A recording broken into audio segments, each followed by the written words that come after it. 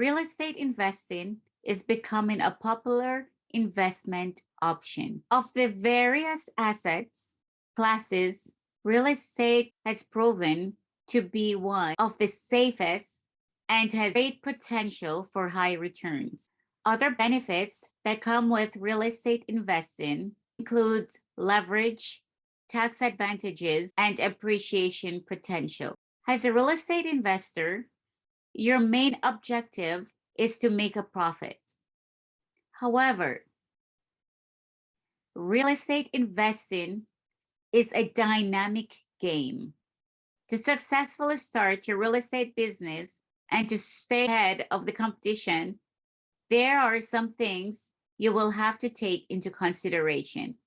Those who manage to find lucrative real estate deals and make good money know these real estate fundamentals and apply them. If you have been considering starting a real estate business, my guest today will answer a few of the questions that you may have.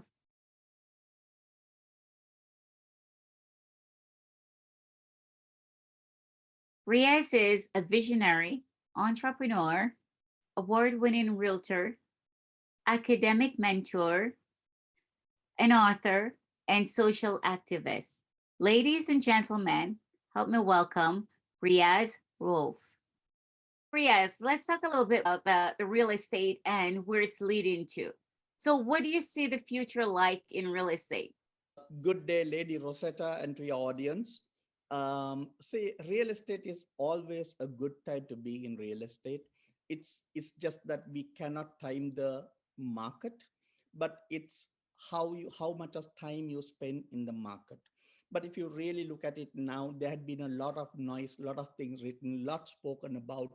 I mean, everybody is opinion leader. Even the grandmother to mother-in-law knows about real estate even more than the people in decision making policy, the realtors, etc. Because everybody is a house owns a home or lives in a home, and they see the rental prices going up, or even the mortgage rates going up, and their payments are being getting affected. But the fact of the matter is, from March this year up to now, our in the Bank of Canada interest rate has gone up from 0.25 to 3.75 at the Wow. moment. So that is a 350% increase in the interest rate. And if somebody is on a variable, they may have to pay. Certain banks will want them to pay the difference. Certain banks would not want to pay the difference. But the fact is, if there's a new buyer who is going to buy a home, say if they had bought a home somewhere for about $1 million in February, their mortgage would have been about $4,000, about $2,500, and now it's about $4,500 to $5,000 a month. So that's almost doubled. So Wow. that Yeah. is the reason why people are holding back in buying their decisions. And so far in Toronto, I'm sure your audience are scattered around Canada, but in Toronto, if you're looking at it where I operate as a realtor, our total number of units sold has dropped by about close to 40% in units. However, this is what's very important. The last price that was published, the last average price that was published in the month of October, compared with the average price of last year or December, between December and now, the drop is only 6.2% in terms of prices. Okay. However, it looks even bigger because we had a huge growth in January and February. So if we take from February to now, we are looking at about 20% drop in prices. Oh, wow. So Yeah. So, that is where we are. a lot of people now speaking about the recession and that real estate market coming 2023 is just going to keep going down. What are your views on that? So let me look at it this way, Rosetta. A good question that you asked, and probably just to explain to your audience, I prefer to talk about Toronto real estate. The reason Toronto is totally different to the other provinces in Canada, except for the exception of Vancouver, BC.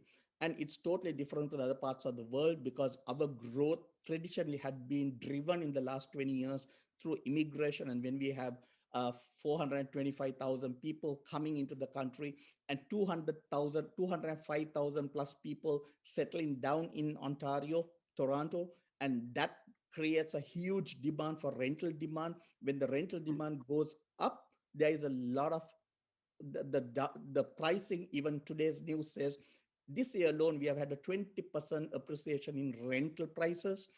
When the rental prices go up, the investors look at buying another investment property is very feasible because you're getting more rent coming in. For sure. Yeah.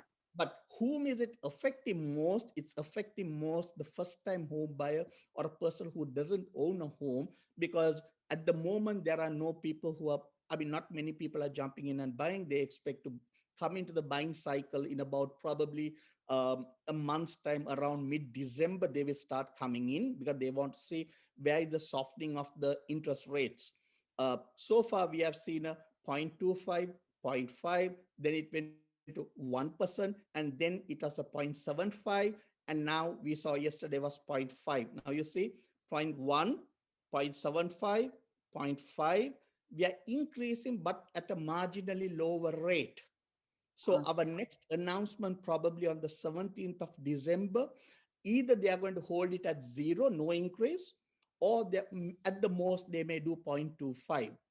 And the next announcement is in January, and most likely they are going to say they are going to hold rates at that. So that is the time that the investors will feel this is the time for us to grab these properties. And between the first week of January to the first week of March, I expect a lot of investors to be very busy buying up properties. And by the time the normal household or people who are buying first time home buyers or somebody buying their second home, they might be lagging behind because they are always suspicious. How will I manage my high mortgage? How will the market turn out? But investors are already smelling the smell of growth coming and market stabilization. Yeah, for sure. Investing for sure. My concern is for the homeowner trying to sell their home, hoping to make some profit, right? Correct. And at So this rate, like, So this is what's very important, because I will also take what you told now with where you ended the previous question yeah, about the recession, because I think it's fair to answer that question, take it on. yeah, Rosetta, let's face something. In the US, I think the unemployment rate is less than 4% at the moment. And in Canada, the unemployment rate is 5.2%. All what the government is doing now in a layman's language, forget everything else, whether it is in my language, English or French, Chinese, everything. If you explain what is happening now to a layman, you're not talking about housing, because we talk about housing because we are in real estate. Now, for example, if somebody is buying a car, when he goes to a dealership to buy a new lease, it's 8%, yeah, whereas it was 0.99 or at 0% 2 years ago. And today you can't lease a car for less than 8%. So let's talk in general what the governments are doing. I mean, they know best, but this is what the US and the Canadian government is doing. The government feels that the economy is overheating and the economy is very strong at this stage. And we need to make that weak. So we will create an artificial recession for about an 18-month period. Mark my word when I say the 18-month period and what's going to happen too. Now, how they want to create this is by putting up the interest rate. They want the business people, the investors, to borrow less, expand less. So in other words, if you have a transportation company, if you need 10 new trucks to be bought, you're buying only two because the interest rates are high, and you're not buying six. So they are restricting it. If McDonald's wants to expand into 50 new branches throughout the country this year, they will do only 10. If they want to hire 100,000 people, they'll hire only 20%. So in other words, Canada looks at increasing our unemployment rate from 5.2% to 5.4% to at least up to 7%. So that's creating 50% more unemployment. So this is no, my concern. When that happens and when that hits people, now then how are they going to pay their rent? How are they going to pay for their groceries? How much exactly. are they going to do with their EI? Because Yeah, cost of food also has gone up. So that's a humanitarian catastrophe that we are looking at. Yes. And fortunately, unfortunately, what will happen is if we were to go through that artificial recession for about 18-month period, guess who is going to gain? The investors who already have enough money, the large companies that hold stocks of money, they can buy over other companies, they can buy over other properties, they can invest in more at a cheaper rate. Yeah. And It's always after the case. and after 18 months, when it booms, they gain everything. Yeah. Yeah. That's always the case, right? Thanks for that information. It's going to help a lot of people. But for those who are looking to buy, are new to this, new to investing, so what are the four types of real estate that they can invest in? Say the biggest thing, the challenge is somebody has to, because say rather than people saying I need to buy a home, I need to have my own home, I think they should start talking about a different language which says I need to become a homeowner, right? The When you want to become a homeowner, it doesn't mean you're going to live there. Yeah. There's no need for you to live there. You want to become a homeowner, right? For example, at the moment, you'll be surprised that I'm working on a document. Basically, we are looking at a freehold POTL, or which is a freehold townhouse for less than 600,000 in Pickering. Oh, wow. Freehold with a maintenance fee of about a POTL fee of about $160 a month, and it's a freehold with 3 bedrooms and 2 full washrooms. And we are looking at getting it for our clients for less than 600,000. Now, what this means is that client is not going to live there because it's a smaller unit and it has only 3 rooms, and this client actually need 3 big rooms. So the whole intention of this client is, in this economy, this is what I can buy now. So let me buy that and lease it out for about 2,500 and recover as much as possible from that while I continuously live in my tenanted place. Yeah, makes So sense. after 3 years, they may decide to sell this property, build the equity, and use that equity to buy a bigger house, Yeah, makes sense. because it's very difficult to keep up with the increased appreciation of the prices, but you can always keep on building more equity year on year. Exactly. So Yeah. that's what the newcomers can think of moving into the market. Okay, that's awesome. Because real estate is not just about investing. You can run a successful business being a real estate agent. So let's talk a little bit about real estate has self-employment and in business. See, Rosetta, as a self-employment option, real estate is an awesome industry to come in. It has a lot of awesomeness, but there are certain, I mean, like this, I'm just passing on my opinion and my advice. It may differ from a person to person or from a realtor to realtor, right? Definitely. Uh, if somebody is coming into this business, I would always tell them to come, don't come to survive, but come to thrive, right? Like, for example, if somebody is making about 75 grands or something working in a bank, and if he thinks, can I come into real estate and do well? Yes, come 100%, burn all bridges, come to work, burn your ships, come to work, do your best, make more. You're not going to come with the second option of saying, I'm coming into the industry, I'm going to try it for 6 months. If it works, I'm going to be there full time. If not, I'm going. That is failure number one. And you're already smelling the failure even before you come in. Definitely. That's Agreed. one. So you need to, I know you're part of the Think and Grow Rich movement, the Napoleon Hill Foundation. I would say start at least reading some books, or get a course or something to build your mental stamina to survive that period. And Definitely. also just remember, the Toronto Real Estate Board almost has close to, if not exceeded, 64,000 realtors. Wow. So when you come in, you're going to be one out of 64,000. But the ocean is so big, there's enough fish to be caught. One has to be very positive and be dedicated to what they are doing, and fearless in what they are doing. When I say fearless, one of the things that will immediately happen is your circle of friends have to change. I'm not using the word will change. I'm using have to change. If you don't change your circle of friends, it will automatically anyway compel you to change, and you will be uncomfortable changing it. There will be a lot of jealousy, there's a lot of backstabbing, and there's a lot of name calling from your own friends who are behind you. You Yeah, can't help that's it. This industry is such, it yeah, moves on, even from your family. And you may even have to go against your family members, because when they might say, no, you can't, you have to come up with the mentality of you can.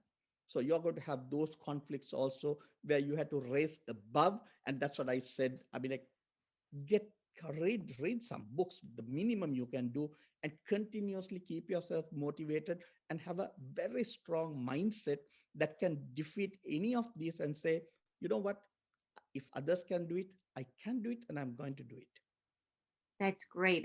That's an great piece of advice. You're right, because a lot of people enter businesses and different things. Okay, I'll just try it for a little bit and see what happens. But so as you said, so that you're setting up yourself for failure, right? I agree with you 100%. What do you think is the most important thing that makes a successful real estate agent? Say the question is this: in real estate, we are not into a sprint, we are onto a marathon. And winning a marathon is not a 1 day thing or a 1 day event, and is not one transaction.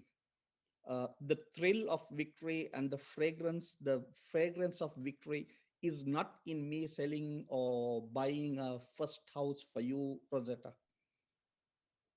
The fragrance and the smell of victory is when you come back and say, Riyaz, that was awesome transaction. Let's do another one. Definitely. So, as realtors, you should always go into a transaction saying, I'm not here to do a transaction, but I'm here to manage her portfolio in the future. I have to win her heart, mind, and the bank account economically to make her wealthy and make her have multiple homes and have a blueprint ready for her, and work the first transaction so good that she's always with me for the second and the third, plus she's going to recommend me for others. Definitely. And what that also means is, for newbies, I'm just telling this, is when you go into a transaction, they should be able to hold your hand and say, Rosetta, it's good now, but you know what, let's wait for 3 more months, don't do it. Yeah. Yeah. You should That, be able to have built that confidence. yeah. That confidence comes with you having the skills and the knowledge, and also, you have respect to the client so much that the client also respects you by waiting for 3 months still to do the transaction with you and not with somebody else. So it Yes. works both ways. Yes, it does. I agree. And you know what? What we sometimes see those real estate agents that try to just close the deal so fast so they can, make that commission. And then sometimes the homeowners are not happy. So yeah, I'm glad that you put that out there so people can learn from that. What makes you successful as a real estate agent? Well, so thinking differently. I mean, like, there's a lot of things I could say, but there are a lot of things when I say it would be, even if you ask another realtor, I mean, if I say 5 things, 4 things will match everyone: the dedication, commitment, honesty, all that comes in, right? But I would think is, if I were to differentiate myself from anybody else, I would say think differently, do differently. Don't be scared to do something for the first time. Definitely. Yes. And I know you're a brave guy. That's awesome. If I may give an example just to show what it is, 3 years ago, when my brokerage advised me not to do, I mean, with the best of intentions, and my family also said, "Oh, Dad, it's not good for your reputation." I printed some magnetic flyers or posters, and I put it on most of the nightclub washrooms by the stall. What it said was, this is not a place to sit and ponder, but to shit like thunder. But it had a message. It had a message. And then the message was advertised by me. What happens at a nightclub is people go to the loop, do the work. When they come out, They take with these days, they take a WhatsApp picture, Yep, they do. set it up to groups, and my picture, and that was trending around like hell here, and also in US. And I got a call from a company in California that did an interview on me on this project itself on marketing. And then what happens is people come to the bar area, sit there and have a drink. The joke is about this. you Yeah, you get your attention. So exactly. can be, I'm not saying you should, I'm not saying whether it's right or wrong, but what I'm saying, I mean, what do you do in a nightclub? You go to have fun. I don't say you should do that in a church or a place of worship, but yeah, nightclub, why not? Think differently. Yeah. Yeah. Well, people out there, they got there because of marketing and because they thought of something completely different than what anyone else would do. So yeah, so that worked out for you. Yeah, just a small thing is, Rosetta. I agree with you totally when you said there are a lot of people who got something done because of marketing. Um, True. But what is important is it's not the marketing that got them there. What got them there is they believe that will work for them. When they believe that it will work for them, they go out of the way to prove a point that it will work. So you're going to walk, you're going to go in, you're going to do it day in and day out till you reach the success, because it's your belief, Definitely. not Yeah, somebody else's. agreed. Yeah. Belief does play a huge part in everything. Great. Thank you. Before we go, I have three personal questions that I normally ask. Don't worry, they're not so personal, You never told me. but no. If you could use one word to describe yourself, what would it be and why? Uninhibited. Okay. Why? If I think it's right, I'll do it. I don't care what the rest of the world thinks. That's amazing. That's amazing. And that's how people should live their life, right? Because it is your life, it's their life. So they have to live it the way they want to, you I know? think that was an easy one. Yeah. Okay. Awesome. Let's keep going then. So if 50 years of science failed us and all that is left is a book about you, what would be the title and what would it be about? I will just cut and paste Brando's song, I Did It My Way.